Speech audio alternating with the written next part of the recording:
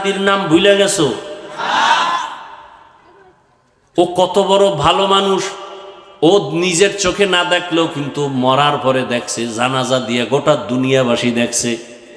রাস্তা দিয়ে হাঁটে, মানুষ এসে টাকার বান্ডিল দেয়। আর তুই কি করো? তুই এমবি ভরার জন্য মায়ের টাকা চুরি করো, বাবার মানি ব্যাগ চুরি করো। তুই কত বড় চোর, বেয়াদব। তুই বাবার টাকা চুরি করো। তোর মতো বেয়াদব এই দুনিয়াতে মরে যাওয়া ভালো। তুই তোর বাবার জন্য অভিশাপ, তুই তোর মায়ের জন্য অভিশাপ। নির্লজ্জ, আবার দাঁত খুলে হাসো। লজ্জা শরম নাই? ওসমান হাদি রাস্তা দিয়ে হাঁটে, মানুষ এসে টাকার বান্ডিল দেয়। মরণের পরে অ্যাকাউন্ট চেক করে দেখলো প্রশাসন, কোটি কোটি টাকা সারা দেশ দুনিয়া থেকে মানুষ পাঠাইছে এমনি। আর তুই একটা গুনাহ করবি মোবাইলে, সেই টাকা কোথায় পাবি? মা না দিলে মায়ের গালি দাও, বাবার কাছে চাও, দেয় না গালি দাও, বন্ধু বান্ধবের সাথে তর্ক বিতর্ক। কি আর বলবো? আল্লাহ যদি হেদায়েত না দেয় উপায় কি? মা বাবারাও তো এই অবস্থা। ও আব্বা জানেরা, আম্মা জানেরা, আপনার সন্তান ডাক্তার হবে, জাকির নায়েকের মতো সম্মানের চেয়ার পাবে, এটা কোন মা না চান? যদি চান তো আপনি সন্তানটাকে ডাক্তার বানাবার আগে কোরআন দিয়া আদবালা বানায়া দেন।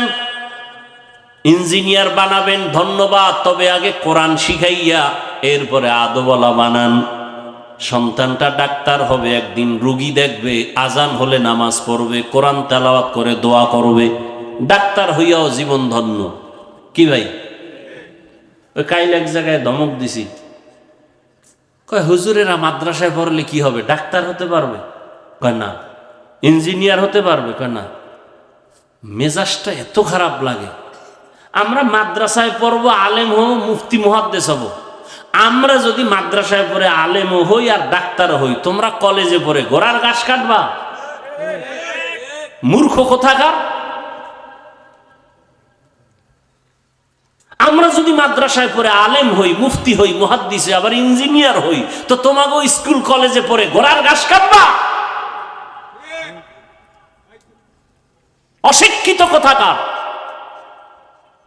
কই আমরা তো কোনোদিন হিংসা করে বলি না কলেজে পড়ে লাভ নাই। কেন? কই ওখানে পড়লে তো মুফতি হওয়া যায় না। কি কোনো হুজুরেরা বলছি? তোমরা উল্টো বলো কেন? তোমাদের মেধা সব ইয়াবা খাইয়া নষ্ট করছো। কত বড় মূর্খ। মাদ্রাসায় পড়লে আলেম মুফতি হবে, ডাক্তার তো হতে পারবে না। ডাক্তার হওয়ার জন্য মাদ্রাসা? তা তুমি কলেজে পড়ে মুফতি হতে পারো না কেন? তুমি কলেজে হয়ে পড়ে ইঞ্জিনিয়ার হবা, আবার মুফাসসির হও, তা হও না কেন?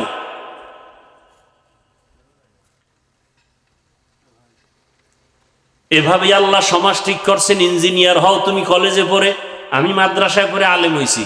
তোমার কাজ কি আমার বিল্ডিং বানায় দাও? আমার কাজ কি তোমার সন্তানরা এখানে বসে মানুষ বানাবো কোরআন পড়াইয়া? শেষ। এই তো জিন্দেগি। তুমি বিল্ডিং বানাবা, মানুষের থেকে টাকা উঠে তোমার বেতন দেব, আমি আবার ছাত্র পড়াবো, তোমরা আবার আমার বেতন দিবা। এ তো সমাজ। একজনে সব হবে কেমনে?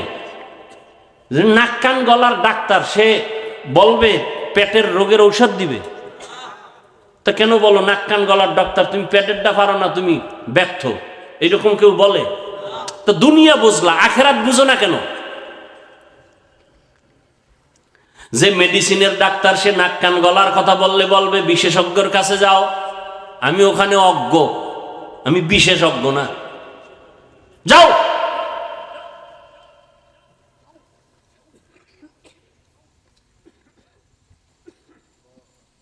যুবক তুমি ডাক্তার হও, ইঞ্জিনিয়ার হও, তবে এতটুকু দাবি, বেয়াদব হইও না। এই এখন আদব কেমনে হবে? আদবওয়ালা পৃথিবীতে আদবওয়ালা আদর্শ, মদিনাওয়ালা আদর্শ। সহজ কথা। স্কুলে পড়ে, কলেজে পড়ে, ভার্সিটিতে পড়ে, ডাক্তার, প্রফেসর, পাঁচ ওয়াক্ত নামাজি, আদবওয়ালা নাই। তো এই জন্য মাদ্রাসায় পড়তে হবে? কি আজীব কথা। বরং কি করতে হবে? রসুলের আদর্শওয়ালা আলেমদের সাথে সম্পর্ক রাখতে হবে। এই এতটুকুই। আলেম ওলামাদের সাথে সম্পর্ক রেখে তোমার আদর্শ সুন্দর করো।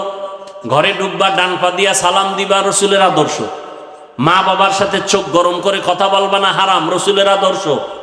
শিক্ষকের সাথে বেয়াদবিমূলক আচরণ করবা না, এটা রসুলের আদর্শ। আলেমদের সাথে বেয়াদবিমূলক কথা বলবা না, এটা রসুলের আদর্শ।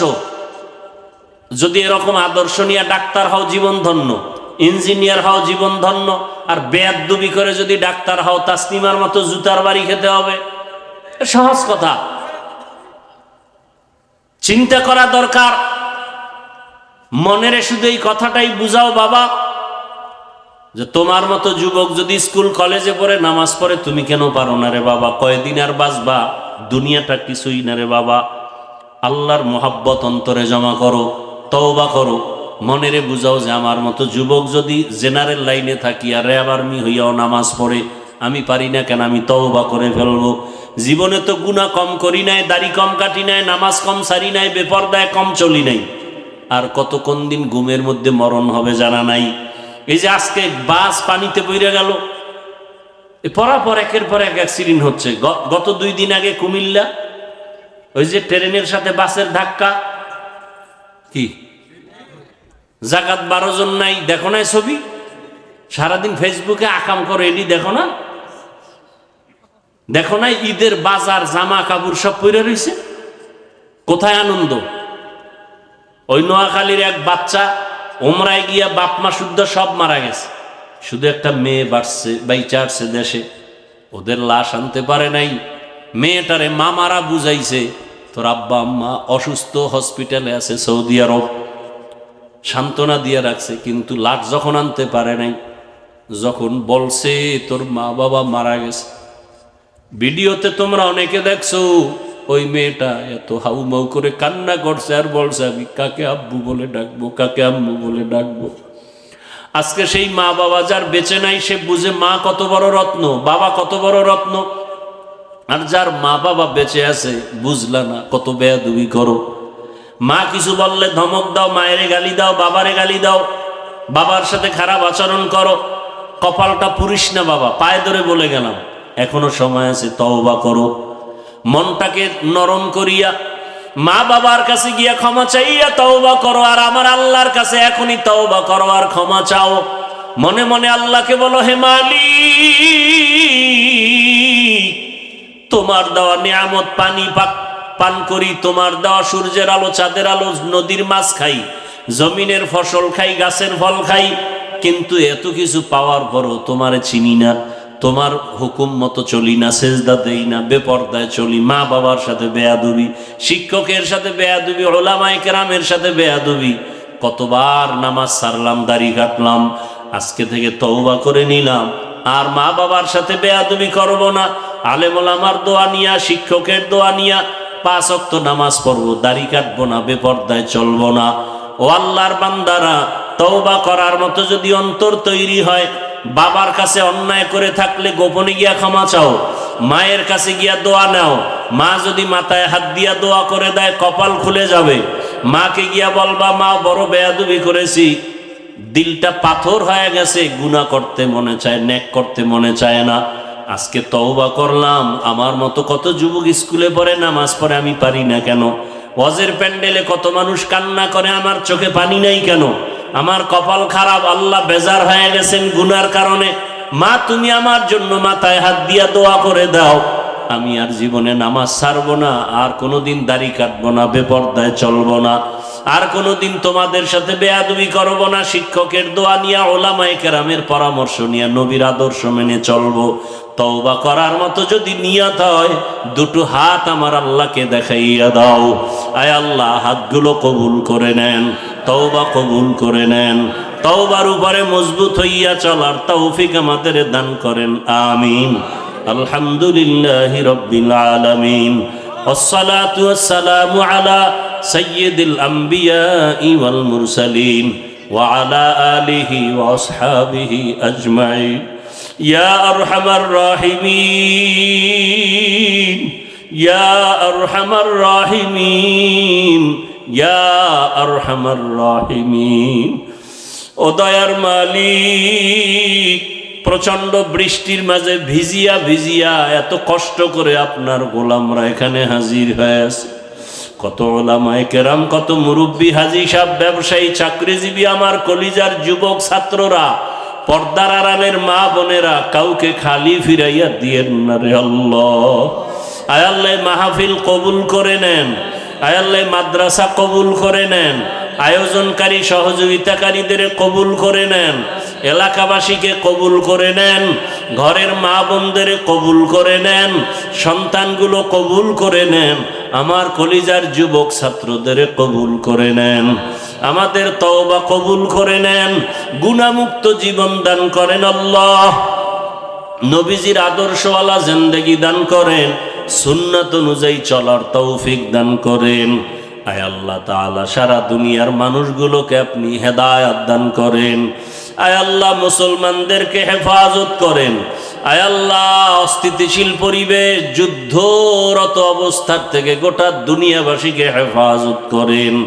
আয় আল্লাহ আমাদের স্বাভাবিক জীবন যাপনের ব্যবস্থা করে দেন, দাম্পত্য জীবন সুখময় করে দেন।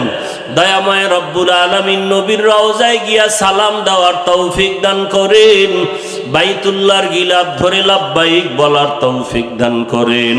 ও দয়ার মালিক, যারা ব্যবসা করে, চাকরি করে, রুজি রোজগারে কামাইতে বরকত বাড়ায় দেন, বাংলাদেশ শান্তির দেশ বানায় দেন। আয় আল্লাহ দেশের জন্য, দিনের জন্য যারা চেষ্টা করে কবুল করে নেন। আয় আল্লাহ জাহেরি বাতিনি দুশ্মনের মোকাবেলায় বিজয় দান করেন, বাতিলের মোকাবেলায় বিজয় দান করেন, বাতিলকে বাতিলের দ্বারা দমন করে দেন, বাতিলকে বাতিলের দ্বারা দমন করে দেন, বাতিলের নেফাকি জাহির করে মুমিনের ঈমান আমল হেফাজতের ব্যবস্থা করে দেন, চলার পথে ইজ্জতের সাথে হেফাজত করেন। আমাদের জান মালাহাল, পরিবার, স্ত্রী, সন্তান সব আপনার কুদরতে আমানত, হেফাজতের ব্যবস্থা করে দেন আল্লাহ। আয় আল্লাহ জিন শয়তান, মানুষ শয়তানের চক্রান্ত বদনজর থেকে হেফাজতের ব্যবস্থা করে দেন। আয় আল্লাহ আমরা যারা হাত তুলেছি জানি না এখানে কারা ইয়াতীম, জীবনে আর বাবার চেহারা দেখবে না, অনেকে মা হারা অসহায়, মাকেও পাবে না। যার বাবা নাই তার দোয়ার দরজা একটা বন্ধ, যার মা নাই দোয়ার দরওয়াজা দুটোটাই বন্ধ।